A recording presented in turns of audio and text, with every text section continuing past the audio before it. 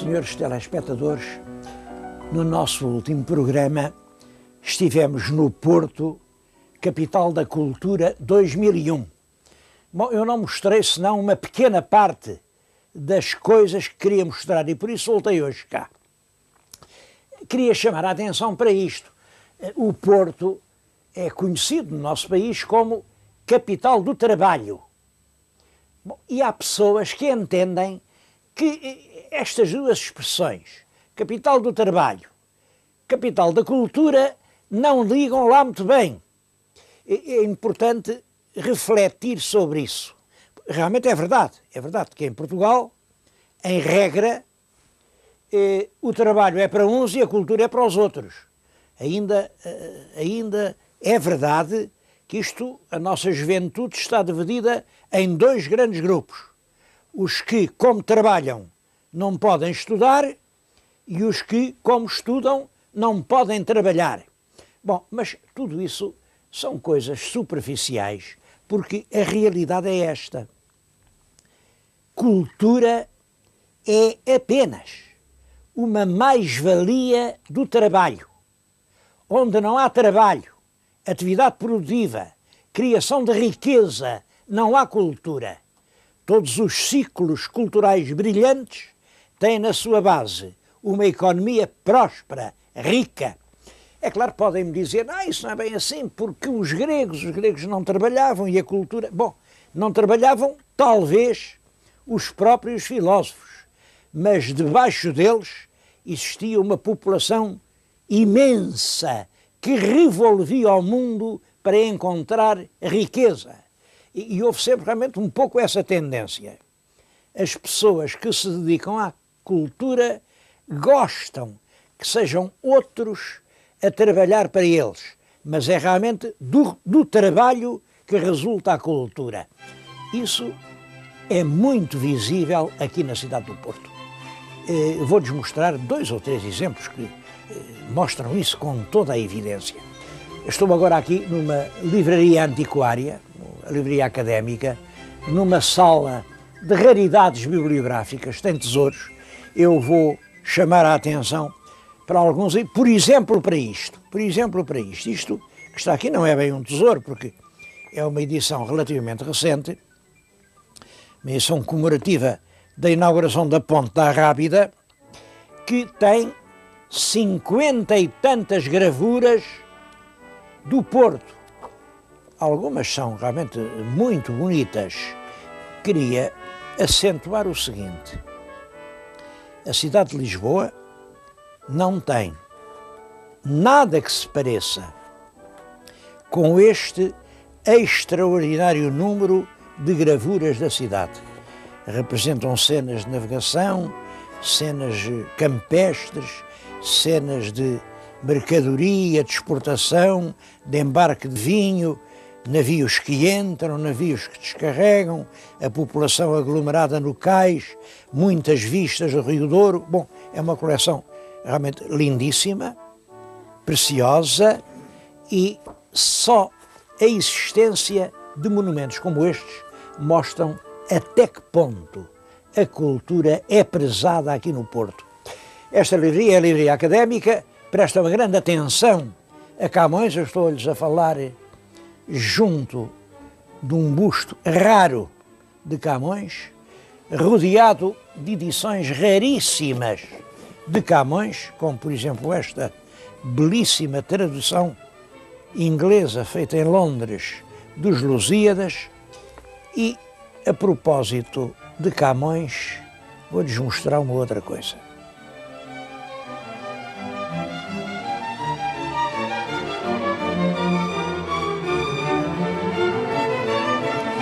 Era isto que eu pretendia que vissem, nem mais nem menos que a primeira edição dos Lusíadas, de 1572. Esta é a verdadeira primeira, porque cá em cima cá está o tal pelicano e, como veem, este está virado para a esquerda. Depois houve uma contrafação em que o pelicano aparece virado para a direita, por erro dos tipógrafos. Mas a primeira edição desta obra raríssima. Está aqui numa biblioteca do Porto. Bom, numa biblioteca importante. É a biblioteca do Ateneu Comercial do Porto. Tem aqui mais de 100.000 volumes. E é uma biblioteca muito escolhida. E também o Ateneu comprova aquilo que eu lhes disse. A cultura é uma mais-valia do trabalho. Este Ateneu nasceu de que, nos meados do século passado, precisamente em 1869, os trabalhadores do comércio gostavam de ter um bocado de música, gostavam de ouvir uns concertos, gostavam de ir ao teatro, mas eles não tinham possibilidade nenhuma disso, porque trabalhavam, aquilo era de sol a sol, era constantemente, era domingos, e portanto, tiveram eles próprios que fazer, eles a que chamaram a Nova Euterpe. A casa da Nova Euterpe ainda hoje existe, eu tenho aqui uma fotografia dela, dizem-me que lá dentro ainda está o velho teatrinho em que os empregados faziam, enfim, os seus divertimentos. Não sei o que vai acontecer a tudo isso, mas a verdade é que essa pequena associação de trabalhadores progrediu, prosperou, hoje é uma grande instituição de cultura, há aqui acontecimentos culturais da maior importância e toda a gente, acho que toda a gente em Portugal já ouviu falar no Ateneu Comercial do Porto.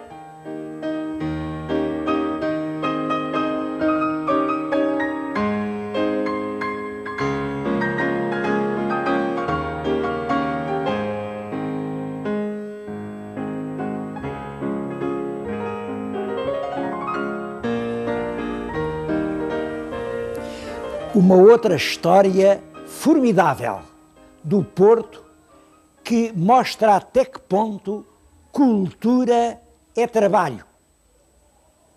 É uma história de 1875.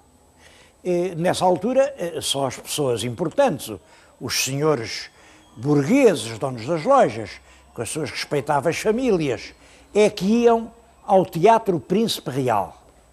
Bom, os marçanos, coitaditos, os marçanos dormiam assim em cima das arcas e tal, não tinham direito de ir ao teatro. Mas eles também gostavam de música, também apreciavam a cultura, e então 5 marçanos juntaram os seus tostõezinhos, compraram uma frisa no Teatro do Príncipe Real e, na noite da ópera, lá estavam os 5 marçanos, todos contentes na frisa, é claro, e à volta estavam os patrões deles. Os patrões que ficaram absolutamente indignados. Mas então, que falta de respeito é este? Os nossos marçanos vêm aqui olhar para as nossas filhas. Isto não pode ser. E é claro, na manhã seguinte, reuniram os patrões e os 5 marçanos foi tudo para o olho da rua. Respeitinho é muito bonito. Esta coisa do marçano ir ver o mesmo espetáculo que o patrão atenta contra a ordem estabelecida. Isto não pode ser. Bom, só que os marçanos viram a coisa de outra maneira. Acharam absolutamente revoltante que os patrões, que tinham pago as frisas e os camarotes exatamente pelo mesmo preço deles, não achassem que eles lá pudessem ir. E então, isto é em 1875, reparem, há um movimento geral de associação e de solidariedade nos empregados do comércio das lojinhas do Porto e fazem uma associação, a Benéfica. Eu estou-lhes a falar na Benéfica. A Benéfica, a primeira coisa que se destinava era a ajudar aqueles 5 rapazes que tinham sido despedidos pelo atrevimento de comprar uma frisa no Teatro do Príncipe Real. Bom, depois dessa pequena ajuda, desenvolveram-se, começaram a ter uma associação de socorros mútuos, a ajudar na doença, a ajudar na miséria, a levar os médicos à casa das pessoas pobres, e hoje já lá vão, isto foi em 1875, portanto, já lá vão 126 anos. A Benéfica continua viva. Tem nas paredes os retratos dos primeiros diretores que eu penso que se calhar algum deles pode ser um dos tais 5 primeiros marçanos. É uma instituição de grande valor, que presta grandes serviços aos empregados de comércio da cidade, tem serviços muito aperfeiçoados, e isto sim, isto é que é cultura verdadeira.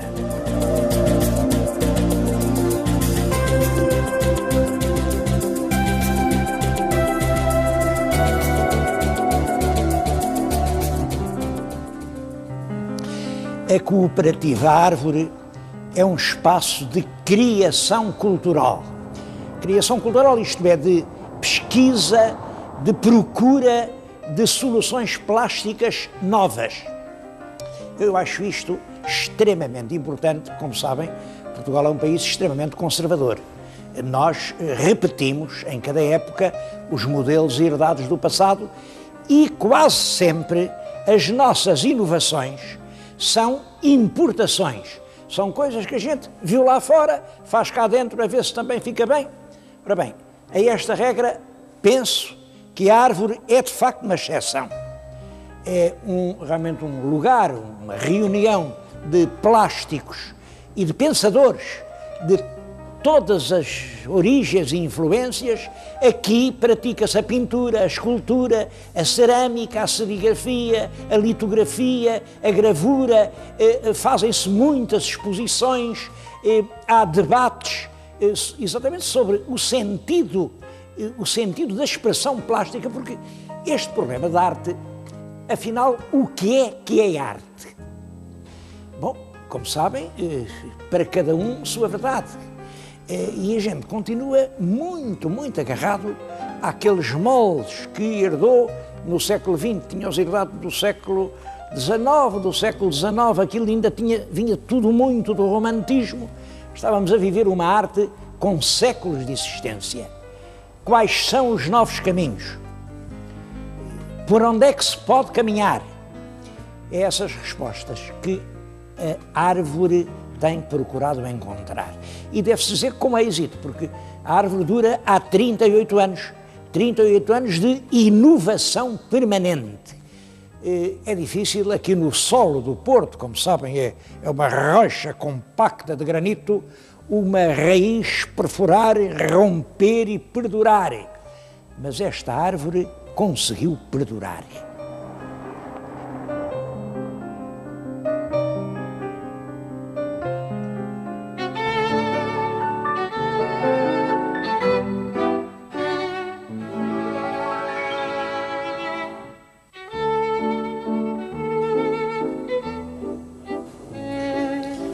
Uma outra manifestação de cultura, em minha opinião, é a cozinha do Porto.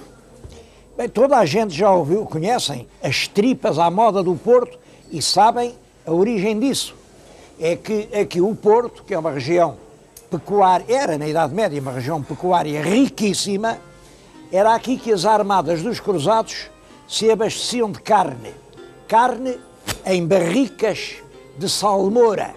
Bom, mas como sabem, as vísceras não podem ser metidas na salmoura, porque apodrecem rapidamente e comunicam depois a podridão ao resto da carne. Portanto, eles matavam os animais, metiam a carne das barricas, as vísceras ficavam de fora, mas em vez de as destruírem, criaram esse prato famoso na culinária do Norte, que são as tripas à moda do Porto. Toda a gente sabe isso. O que poucos sabem é a história paralela das iscas. Isto que eu lhes estou a mostrar é uma isca. Uma isca. Bom, lá em Lisboa chamam-lhe, não sei porquê, patanisca. Mas isto realmente é uma isca de bacalhau. E qual é a origem disto? Os lugres entravam à Barra do Porto, carregados de bacalhau, depois o bacalhau era descarregado ao ombro de mulheres, mas as barbatanas tornavam muito difícil fazer os fardos, porque as barbatanas vinham para fora, incomodavam os movimentos.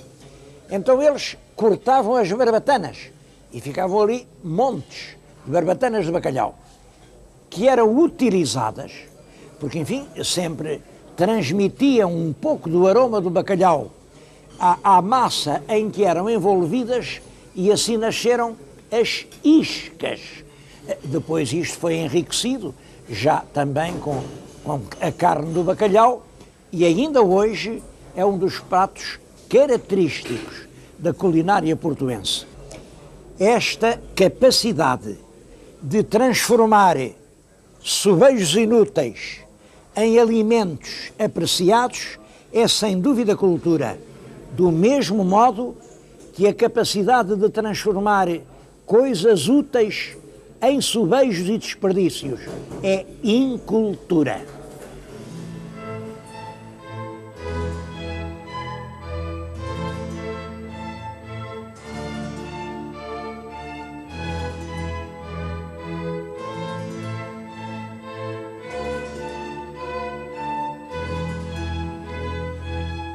São Pedro de Miragaia tem uma igreja que não é muito conhecida, mas que conserva um museu cheio de preciosidades.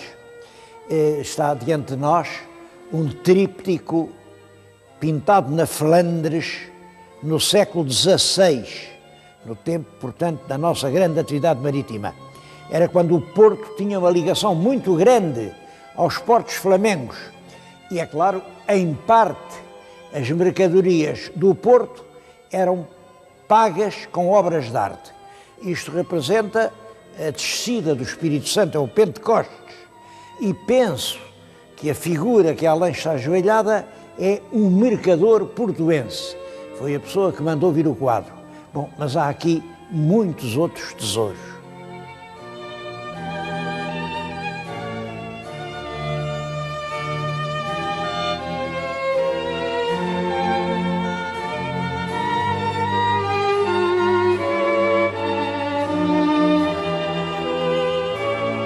Uma curiosidade muito pouco vulgar é esta cadeira, é uma cadeira de parturiente.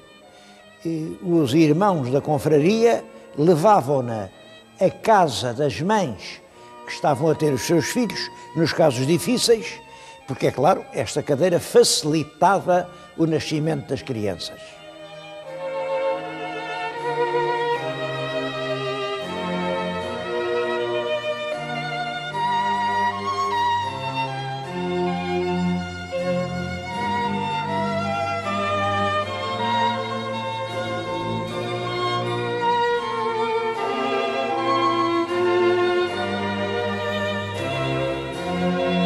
Mas há uma outra forma de cultura.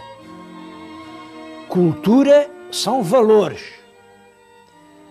Eu aqui há tempos escrevi um livro em que dizia que Lisboa é a capital de Portugal, mas o Porto é a capital do caráter. Bom, e podia ter dito mais, a capital do caráter e da solidariedade.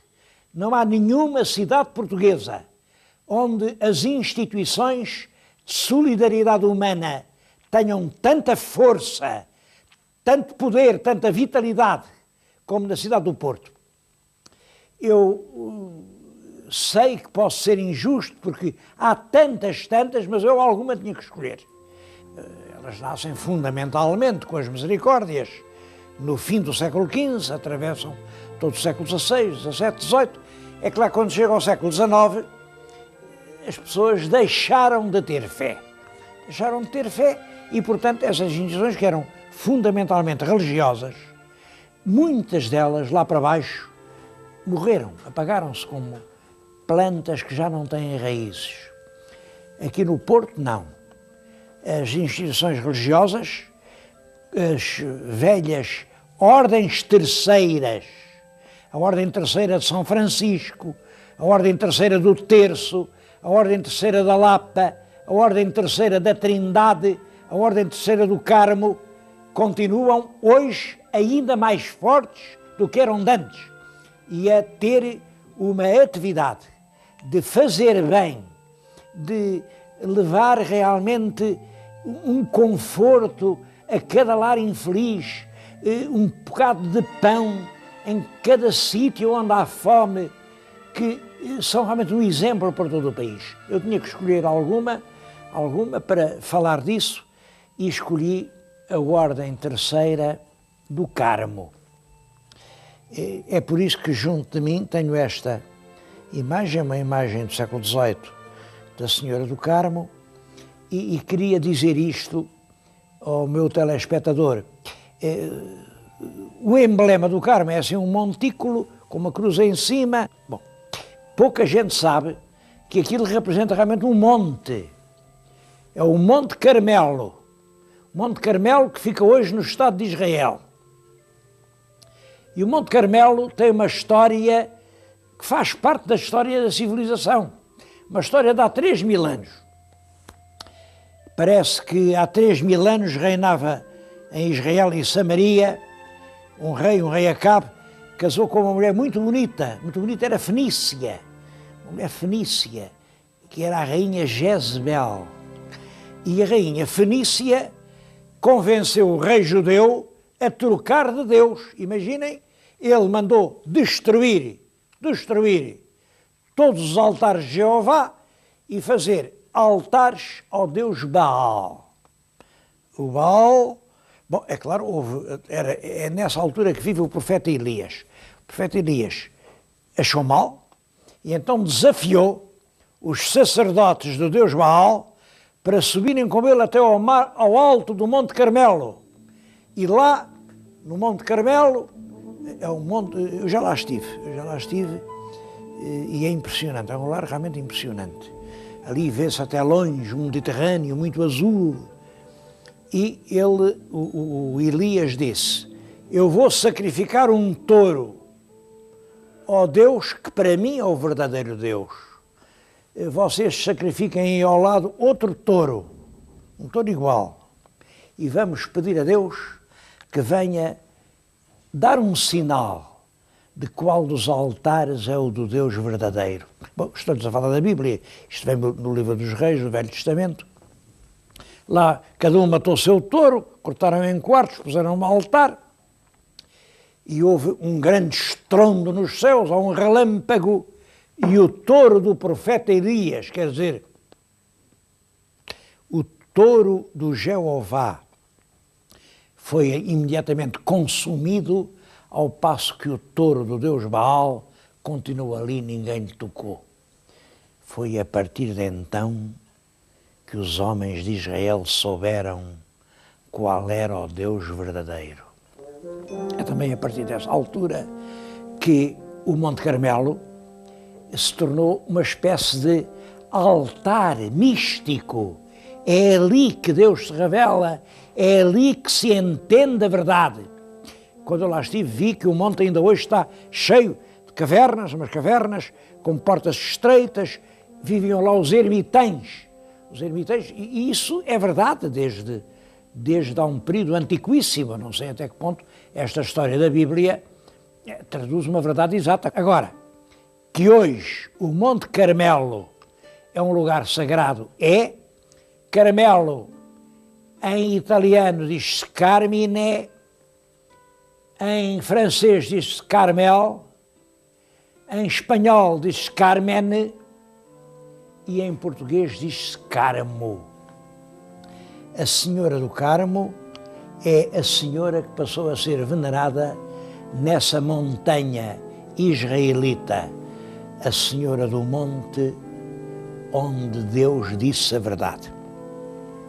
A Ordem do Carmo existe hoje no Porto com uma grande força. O que estão agora a ver, olha, é um refeitório, estão ali a ver pessoas a comer, são pessoas que se não comessem ali, se calhar não tinham outro lugar onde fossem almoçar, e estão a ver ali umas dezenas, mas em cada ano fornecem 15.000 refeições, e não só ali, porque quando eles já estão muito velhinhos, já não podem andar, levam-lhe as refeições a casa. Isto mantém lares da terceira idade, onde estão pessoas, umas que pagam, são menos, outras que não pagam. Esses 3 lares, enfim, permitem a vida feliz de 120 pessoas. Tem um hospital particular, modelo, Este hospital é o hospital onde recorrem as pessoas mais importantes do Porto, porque aqui são extremamente bem tratadas. E é com esses lucros que se mantém aqueles que não têm posses para manter as suas vidas. Eu acho que este exemplo de solidariedade, de aproveitar aqueles que podem pagar para ajudar e enxugar as lágrimas daqueles que não têm poder para coisa nenhuma. Isto é uma lição de solidariedade humana, que é uma das provas de cultura, porque o futuro, senhores telespectadores, o futuro é a solidariedade. Se o caminho não for por aí, eu não vejo caminho nenhum.